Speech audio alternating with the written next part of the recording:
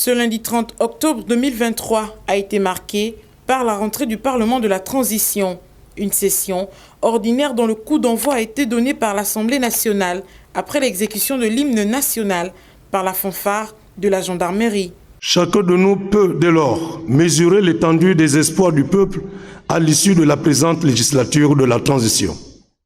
Un seul idéal reste notre boussole et notre grande source de motivation. La refondation de notre État et la restauration de nos institutions en vue de promouvoir la démocratie, la bonne gouvernance et le respect des droits humains. Oui, nous serons certainement tenus de travailler sur la question des libertés, fondement de la démocratie et de l'état de droit. Chers collègues, la session qui s'ouvre ce jour doit déboucher sur une meilleure sécurisation des droits civils et politiques des Gabonais. Je considère que chacun de nous doit aussi réfléchir à l'articulation et au fonctionnement des institutions.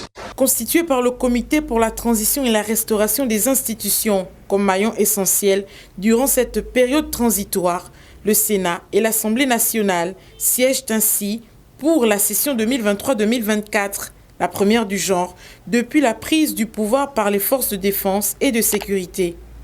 Les parlementaires de la transition vont essentiellement axer leurs travaux sur leurs règlements intérieurs respectifs et définir les priorités de la nation.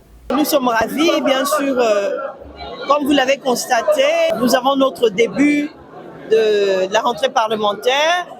Nous avons pu adopter le règlement intérieur et je crois que nous sommes au temps où nous allons travailler. Et nous attendons la mise en place des commissions, bien sûr. Mes sentiments, je remercie d'abord son Excellence, notre président de la transition, Brice Clotaire Oligui, vraiment, qui a pensé, parce que je ne l'ai jamais vu, une commerçante sénatrice. Je lui remercie parce qu'il m'a choisi parmi les commerçantes. C'est vraiment un appel à ce que tous les Gabonais se mettent à travailler dans cet instant exceptionnel qui nous demande tous de mettre la main pour la restauration de notre pays. Notons que les deux chambres du Parlement sont présidées par Jean-François Ndogou de l'Assemblée nationale et Paulette Missambo pour le Sénat. Elles sont composées de personnalités issues de partis politiques de l'ex-majorité et son opposition, des confessions religieuses et de la société civile.